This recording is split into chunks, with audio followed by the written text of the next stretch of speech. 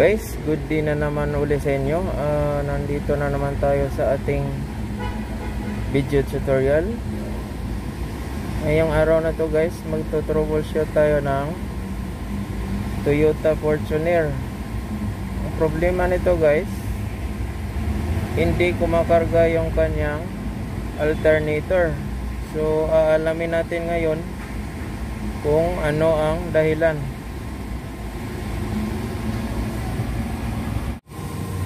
So samahan nyo ko guys, i-troubleshoot natin to.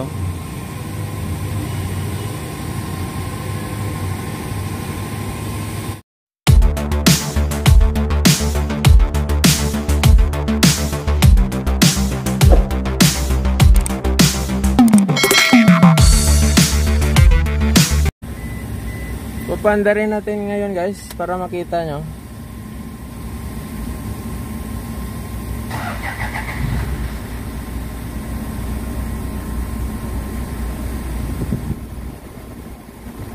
Ayan guys, yung magic eye ng kanyang battery hindi na mamatay. So ayan yung ito troubleshoot natin ngayon guys.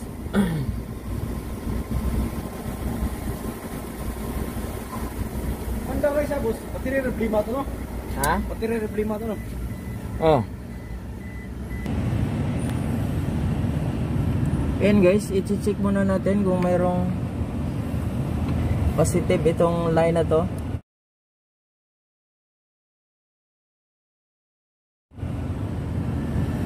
So gumamit lang tayo ng test light.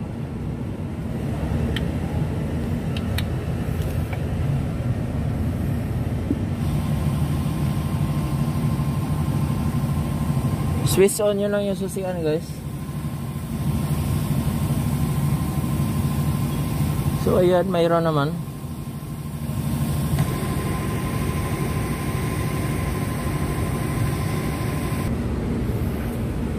So ayan guys, tinanggal muna natin ang air filter.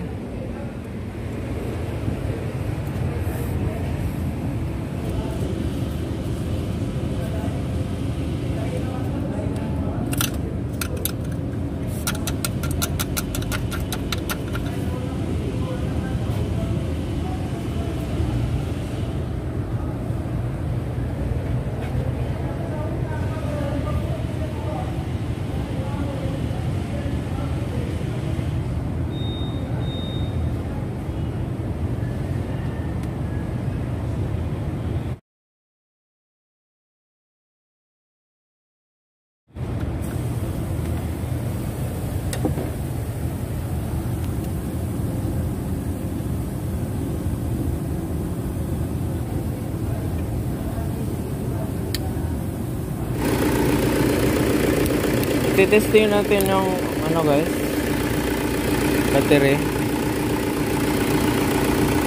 kung nagta-charge.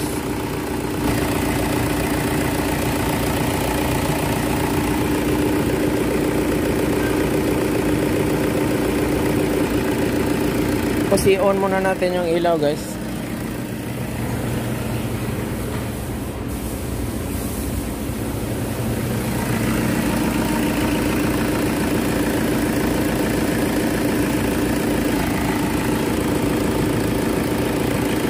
So ayan guys, 12.1 na lang siya.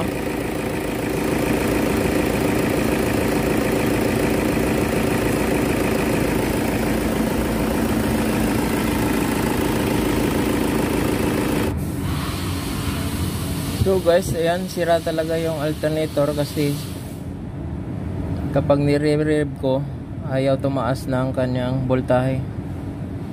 So tanggalin natin to guys.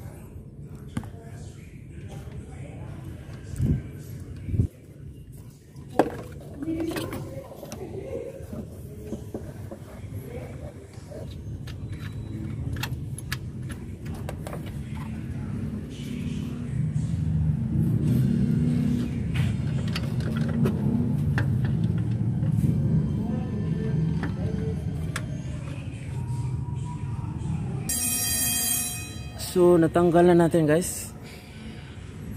Ayan.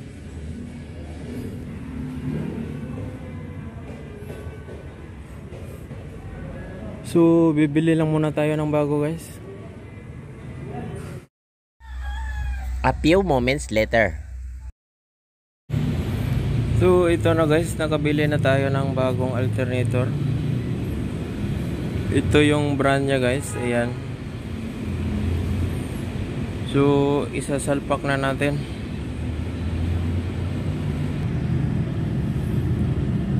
So ayan guys, nalagay ko ng isang bolt. Dalawang bolt lang naman to guys. Ito yung sa ilalim.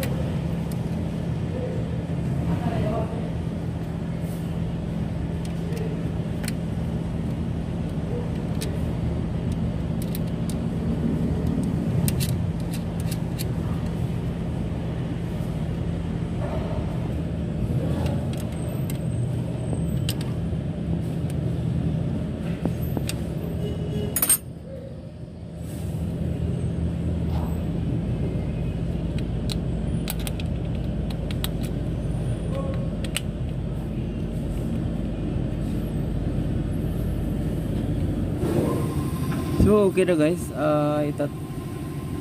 ngayon ibabalik na natin yung kanyang belt.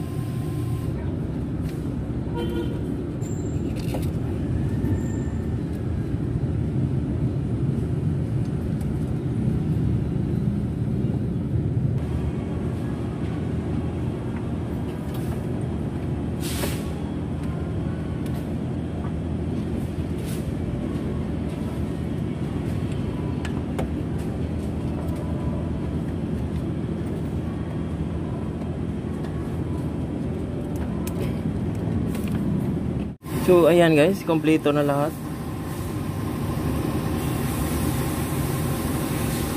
O nga pala guys, sa pagluluwag ng belt, sisikwatin nyo lang to tensioner, ito luluwag na yan. Ayan, tingnan nyo guys. Ayan.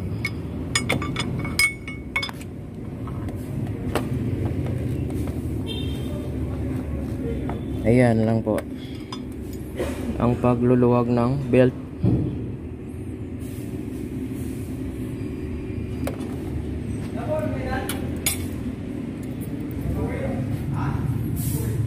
So okay na guys, pwede na natin i-testing.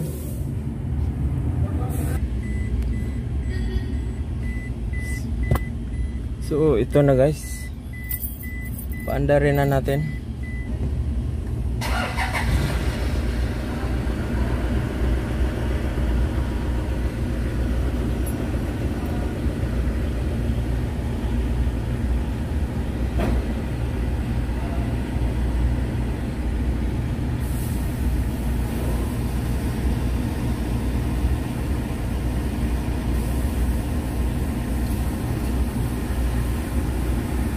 So ayan na guys, nawala na ang kanyang battery indicator.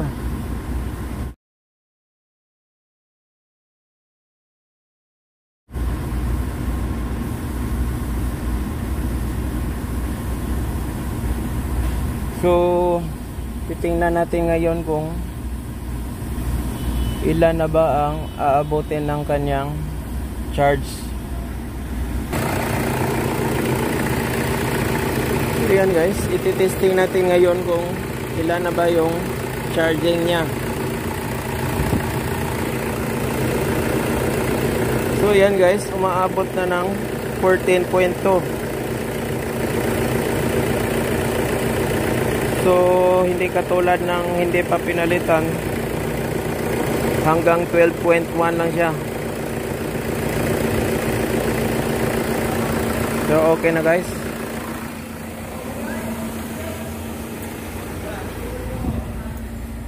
Ayan, tapos yung battery indicator niya dito, ayan, hindi na nagpakita, nawala na guys. Ayan.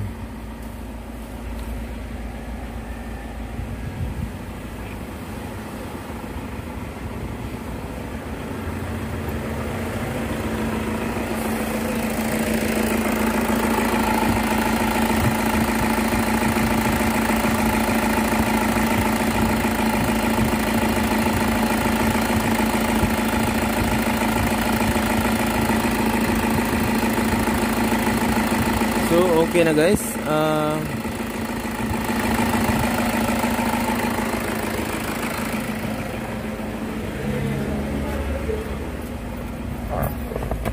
Hanggang dito na lang muna tayo. Sana may natutunan kayo. O nga pala guys,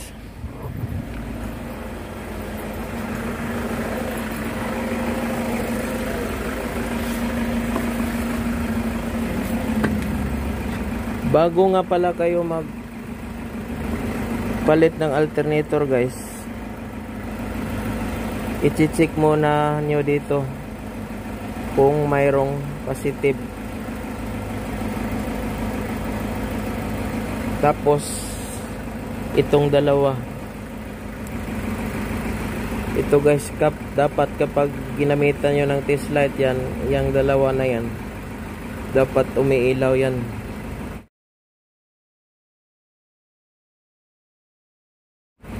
Kapag hindi umaandar ang makina. So okay guys, bago kayo magpalit, i-check nyo muna ang mga linya.